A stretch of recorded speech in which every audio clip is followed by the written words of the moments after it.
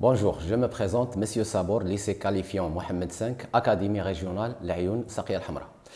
Aujourd'hui, on va travailler un peu d'arithmétique. On va travailler sur des exercices, mais avant ça, je vais parler un peu de l'équation de Diophante qu'on a déjà vue dans les deux séances précédentes. Alors, je vais proposer cette équation, 2x moins 3y égale 2, bien sûr des coefficients simples bien sûr à cause des calculs, pour ne pas avoir des calculs délicats. Donc, avec x, y appartient à z au carré, ça veut dire que je vais donner une équation à résoudre dans z au carré, et la même expression, mais dans r au carré, et on va faire la comparaison. D'accord. Donc, E1, c'est 2x moins 3y égale 2, x, y appartient à z au carré. E2, 2x moins 3y égale 2, x, y appartient à r au carré.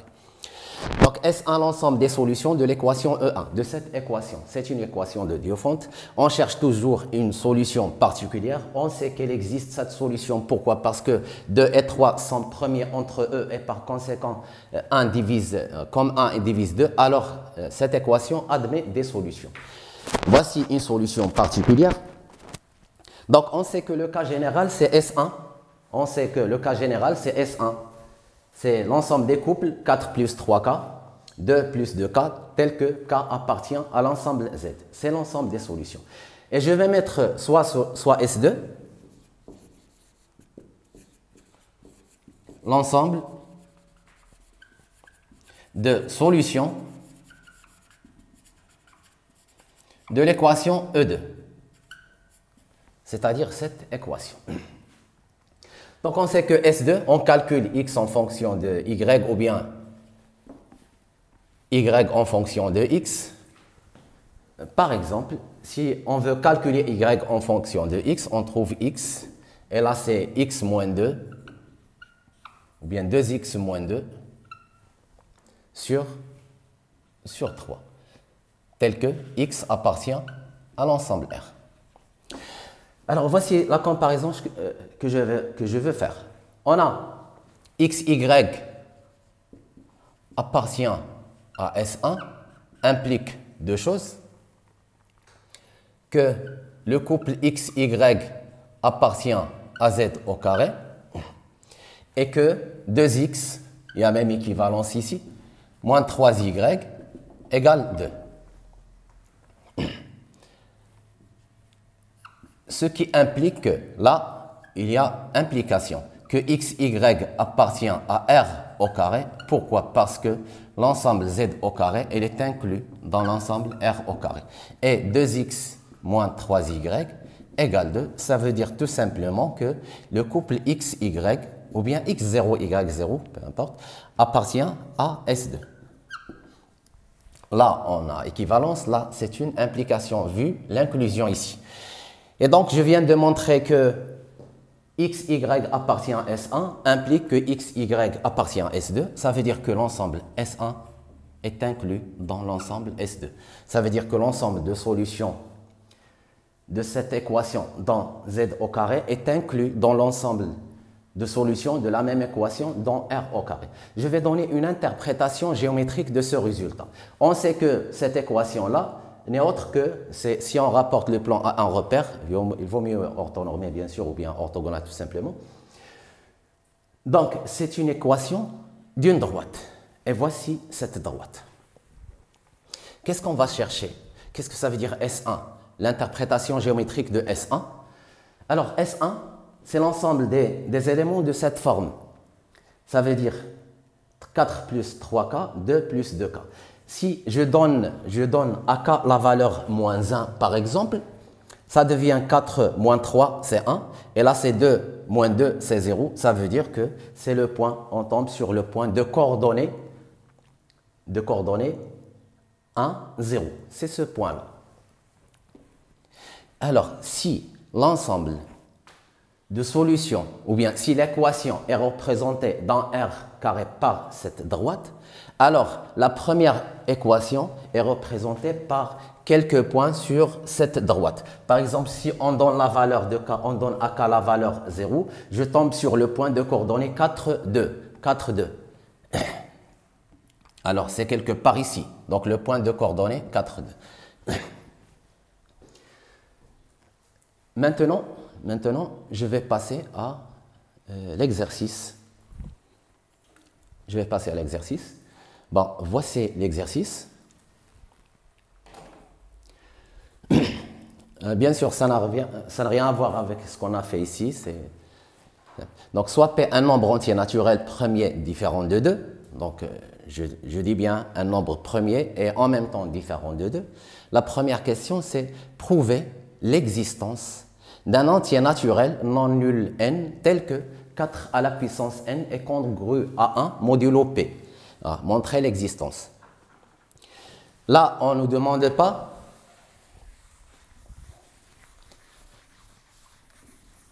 de déterminer toutes les valeurs possibles de n.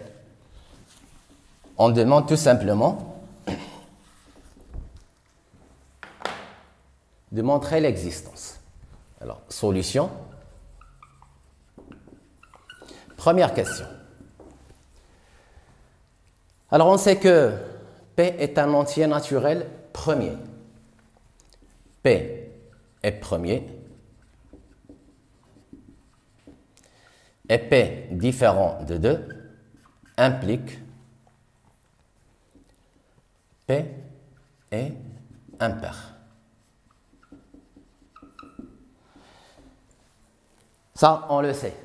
Dans l'ensemble P, ça veut dire l'ensemble des nombres premiers positifs. Dans cet ensemble-là, dans l'ensemble P, le seul nombre pair et premier est 2. Et comme dans les hypothèses ou bien les données, on a P différent de 2, alors il reste que des éléments impairs. Alors, lorsqu'on dit que n est impair, qu'est-ce qu'on va dire de P avec 4? Ce sont deux nombres premiers entre eux. P est un nombre pair. Les seuls diviseurs de 4 sont 1, 2 et 4. Et donc, ce sont deux nombres premiers entre eux. Là, je vais appliquer le théorème de Fermat. Donc, 4 à la puissance P moins 1. 4 à la puissance P moins 1 est congru à 1 modulo P. Donc, il suffit de prendre n égale P moins 1.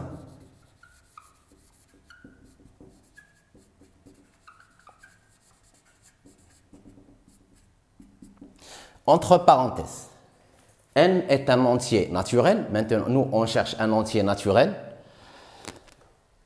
non nul. Donc, je dois montrer que c'est un entier naturel et qu'elle est non nulle. On a P supérieur ou égal à 3 et P appartient à n, ce qui implique que P-1 supérieur ou égal à 2 et P-1 appartient à n. Ça veut dire que pour ce terme-là, n appartient à n étoiles. Donc, retenons que si P est un nombre premier, positif bien sûr, différent de 2, alors P est un nombre impair. Je parle ici des éléments de l'ensemble P, l'ensemble grand P, c'est-à-dire l'ensemble des nombres premiers et entiers naturels en même temps. C'est la première question. Je passe à la deuxième question. Ici, je viens de montrer l'existence de n. Je vais prendre le plus petit élément qui vérifie cette condition-là. 4 à la puissance n congru à 1 modulo p. Donc, soit q, le plus petit nombre entier naturel non nul, tel que 4 à la puissance q congru à 1 modulo p. 4 à la puissance q congru à 1 modulo p. Et soit r le reste de la division euclidienne du nombre n par q. D'accord? Donc, qu'est-ce que ça veut dire r le reste? On pose n égale bq plus r. R étant le reste de la division, donc c'est inférieur strictement à q et supérieur ou égal à 0. Donc, voici la division euclidienne. N, elle est égale à bq plus r. Je veux montrer que 4 à la puissance r est congru à 1 modulo p. Et pour cela, on va partir de, on a 4 à la puissance n est congru à 1 modulo P implique que 4 à la puissance BQ plus R congru à 1 modulo P implique que 4 à la puissance Q à la puissance B fois 4 à la puissance R est congru à 1 modulo P implique, on sait que 4 à la puissance Q est congru à 1 modulo P, donc 4 à la puissance Q, le tout à la puissance B est congru à 1 modulo P. Ce qui veut dire que 4 à la puissance R congru à 1 modulo P. Là, je peux mettre entre parenthèses 4 à la puissance Q est congru à 1 modulo P. D'accord. C'est la deuxième question A. Pour la question B, on va montrer que, on va déduire que R n'est autre que 0. Montrons que R égale 0.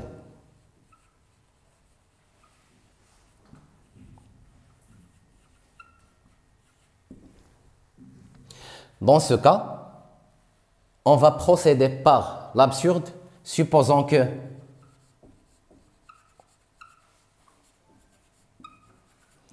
R différent de 0, donc R est compris entre 1 et Q. Or, on a 4 à la puissance R congru à 1 modulo P implique que R est supérieur ou égal à Q, ou bien je vais écrire Q inférieur ou égal à R. Pourquoi? Parce que Q est le plus petit entier naturel non nul qui vérifie cette propriété, la propriété de 4 à la puissance n congru à 1 modulo P. Donc, comme R lui aussi vérifie cette propriété, alors forcément R est supérieur ou égal à Q. Ce qui est absurde. Pourquoi? Parce qu'on sait que R est inférieur strictement à Q. Ça veut dire que notre proposition est fausse. Ce qu'on a supposé est faux. Donc, R égale 0. Pour la question précédente, alors on est toujours dans la même question, et puis que Q divise N. Là, on a N égale BQ plus R, et on vient de trouver, ou bien de montrer que R égale 0, donc N égale BQ, bien sûr Q, ce sont que des nombres entiers naturels, BQ et R, d'où Q divise N, c'est ce qu'on cherche. D'accord, je vais passer à la troisième question. Déterminer le plus petit nombre entier naturel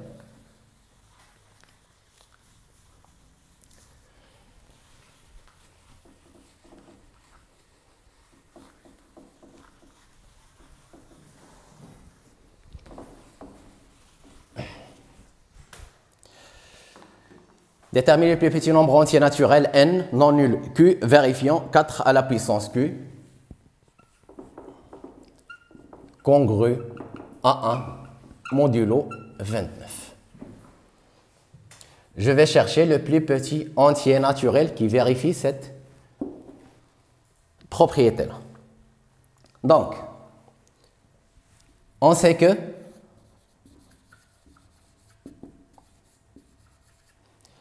« 29 est un nombre premier.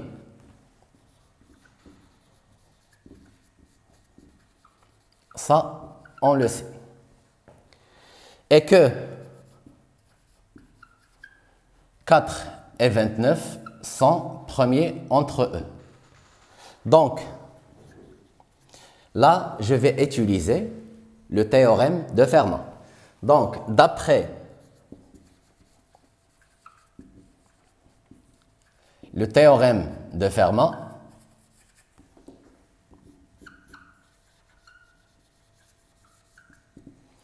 « 4 à la puissance 28 est congru à 1 modulo 29. » Maintenant, je tombe sur l'élément n. 4 à la puissance n est congru à 1 modulo 29. On vient de montrer que le plus petit élément qui vérifie cette propriété, c'est un diviseur de n. Donc, le plus petit élément qu'on cherche doit diviser 28. Donc, les diviseurs de 28 sont des plus, je vais les écrire comme ça. Ça veut dire les diviseurs positifs. Je travaille que dans n, dans cette partie-là. Donc, c'est 1, puis 2, puis 4, puis 7, 14 et 28. Je vais commencer par 1. Moi, je cherche le plus petit entier. Ça doit être dans cet ensemble-là. Donc, 4 à la puissance 1 congru à 4 modulo 29. 4 à la puissance 2 congru à 16 modulo 29. 4 à la puissance 3, on va faire un petit peu de calcul. Donc, ça donne 64. Et là, lorsque je multiplie par 2, ça donne 58. La différence est 6 modulo 29. Et 4 à la puissance, bon, ce n'est pas la peine d'écrire 4 à la puissance 3 tout simplement. Je vais l'utiliser. 4 à la puissance 4. On va faire la multiplication ici. C'est 24 modulo 4 à la puissance 3. 3 ne figure pas dans cet ensemble, mais il va m'aider à calculer 4 à la puissance 4 tout simplement. Et 4 à la puissance 7, elle est congrue à 28 modulo 29. Ce qui implique que 4 à la puissance 7 est congru à moins 1 modulo 29. Pourquoi ça? Pour pouvoir écrire 4 à la puissance 14, donc Q différent de 1. Pourquoi? Parce que 4 à la puissance 1 est différent de 1. Différent de 2, pourquoi? Parce que 4 à la puissance 2, c'est pas 1. On cherche un élément Q appartenant à cet ensemble, le plus petit élément possible, qui vérifie 4 à la puissance Q congru à 1 modulo 29. Donc 4 à la puissance 14 est congru à moins 1 au carré. On va enlever au carré les deux. Ça donne 1 modulo 29. C'est ce qu'on cherche. Donc Q égale le plus petit élément possible, c'est donc Q égale 14. Ça y est pour cet exercice-là. Donc on va passer maintenant à un autre exercice. C'est cet exercice-là. Soit P un nombre premier tel que P supérieur ou égal à 5. D'accord? Donc automatiquement, je déduis que P est un nombre impair. Dans le cas de besoin, bien sûr. La première question, je vais commencer par la première question. Montrer que 3 divise de P-1 facteur de P-1. Alors, comment ça?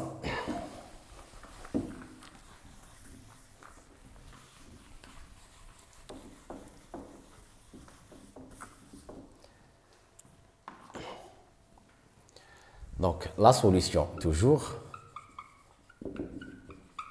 La première question. On a P est premier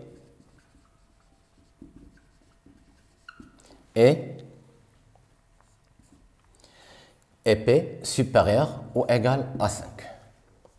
Je vais utiliser ici la méthode de disjonction des cas. Je vais montrer que 3 divise de P-1 facteur de P-1 en utilisant la méthode de disjonction des cas. Bien sûr, P supérieur à 5 et P est premier. Donc, P, elle est premier avec 3.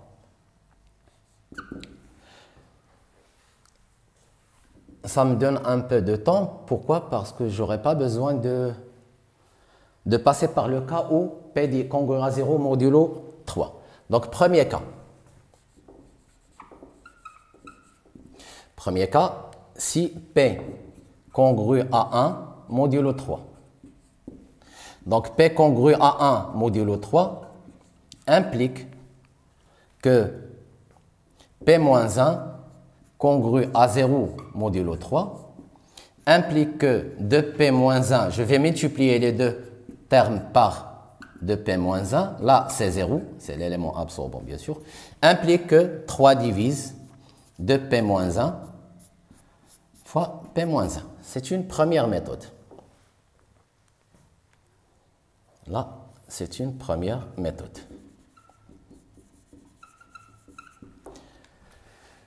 Deuxième cas,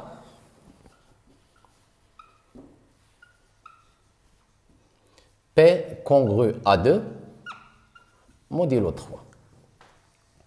Donc, si P congru à 2 modulo 3 implique que de P congru à 4 modulo 3, 4 elle est congrue à 1 modulo 3, donc de P congru à 1 modulo 3 implique que de P-1 congru à 0 modulo 3 et je vais multiplier par P-1, je tombe sur ça. Implique que 3 divise de P-1. En conclusion, on a 3 divise de P-1 facteur de P-1 pour tout entier naturel premier supérieur ou égal à 5. Deuxième méthode. Alors, pour la deuxième méthode,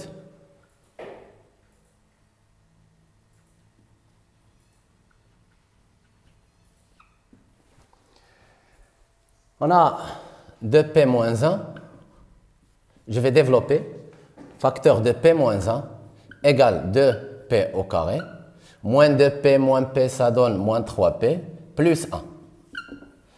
Ça, c'est un terme qui est divisible par 3. Donc, pour montrer que 3 divise ce produit, il suffit de montrer que 3 divise 2P au carré plus 1. Donc, de montrer que 3 divise 2P au carré plus 1. Parce que 3P, c'est un multiple de 3. Et donc, on a deux cas ici. Soit P congru à 1, pour la même raison, parce que 3 est premier avec P.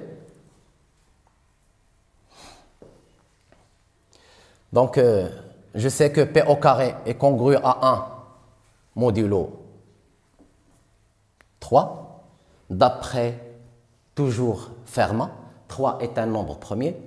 P est premier avec 3. Donc, P au carré congru à 1 modulo 3. Ce qui veut dire que 2P au carré congru à 2 modulo 3. Je rappelle qu'ici, j'ai utilisé le théorème de Fermat, parce qu'on a les conditions du théorème de Fermat. Ce qui veut dire, on va ajouter 1, 2P au carré plus 1 congru à 3 modulo 3. Ça veut dire que, tout simplement, 2P au carré plus 1 congru à 0 modulo 3, ce qui implique que 3 divise 2P au carré plus 1. Et en conclusion toujours, 3 divise 2P moins 1 facteur de P moins 1. Alors, je vais passer à la question suivante. Donc, je vais passer à la question B.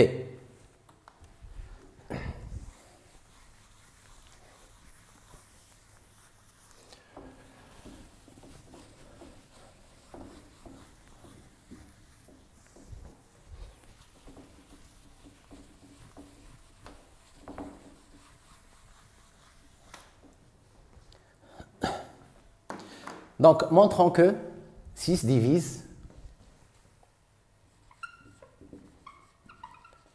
montrons que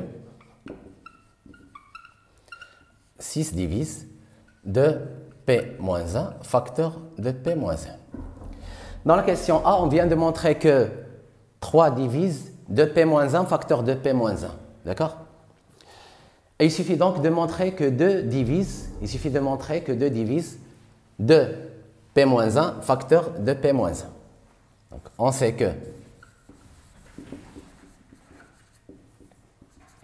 3 divise 2p-1 facteur de p-1. Il suffit de montrer, ou bien montrons que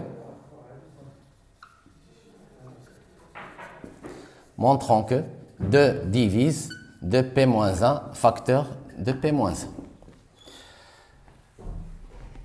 Alors, on a P est premier et P supérieur ou égal à 5. Donc, je déduis facilement que P est impair.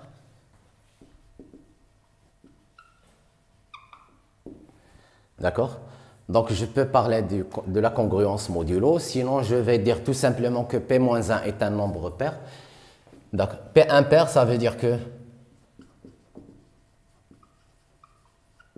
implique que P est congru à 1 modulo 2, implique que P-1 congru à 0 modulo 2, implique que 2 divise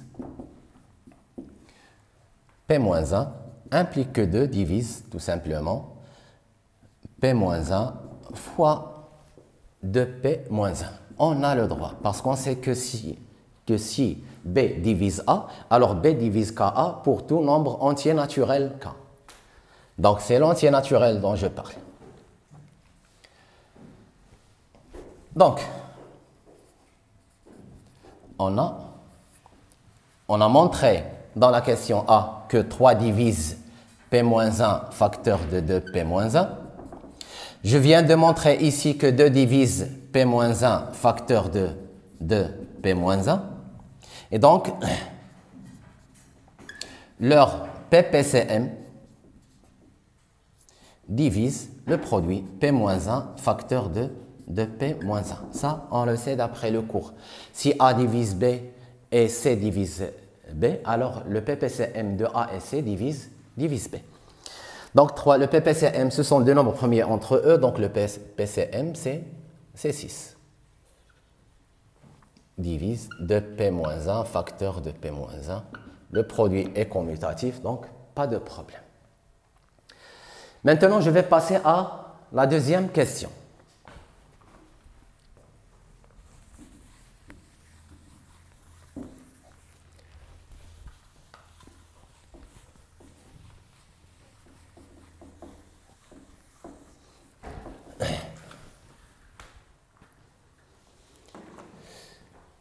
Alors, je vais passer à la deuxième question. On va prendre un élément x appartenant à z tel que 1 inférieur ou égal à x inférieur ou égal à p-1. Et donc, comme x supérieur à 1, je peux mettre ici que x appartient à l'ensemble n. Au lieu de travailler avec l'ensemble z, je peux prendre dès le départ l'ensemble n. Mais on a la condition 1 inférieur x est compris entre 1 et p-1. Donc, pour la deuxième question A,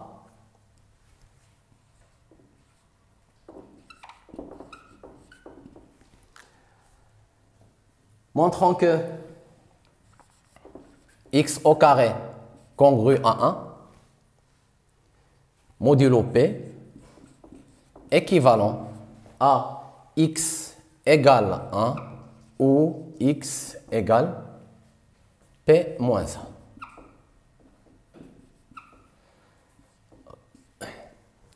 Bien sûr, x appartient à l'ensemble z et x, elle est compris entre 1 et p moins 1. Ça veut dire que x est inférieur strictement à p. D'accord, donc on a x au carré congru à 1 modulo p équivalent à x au carré moins 1 congru à 0, ou bien directement, je peux dire d'après la définition de la congruence modulo que P divise x au carré moins 1.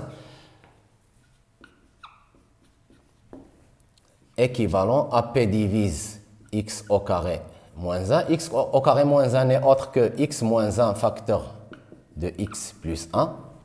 Et là, je vais revenir sur les propriétés des cours.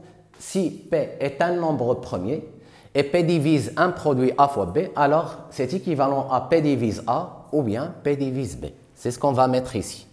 Donc, équivalent à P divise X moins 1 ou P divise X plus 1.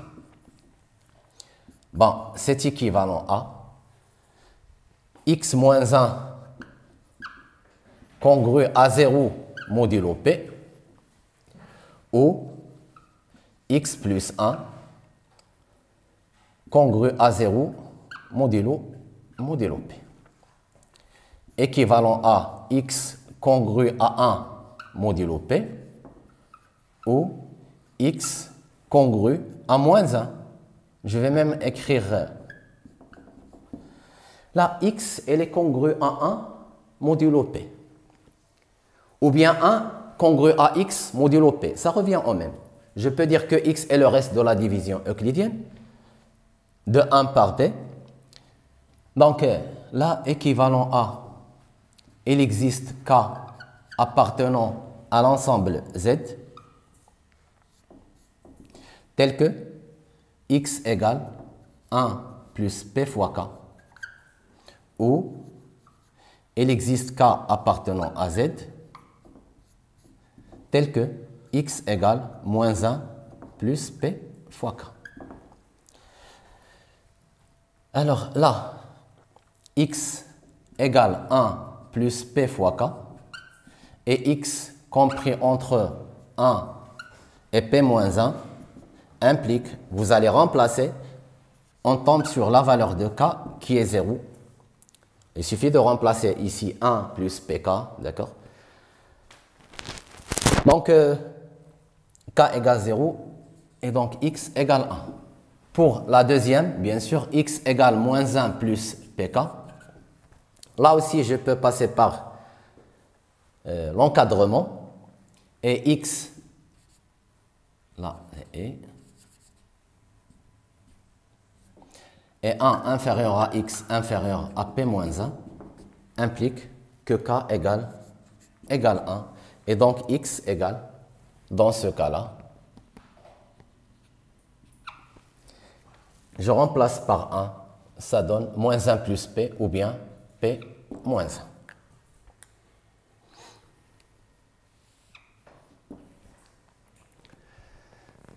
Alors, faute de temps, je suis forcé de m'arrêter là.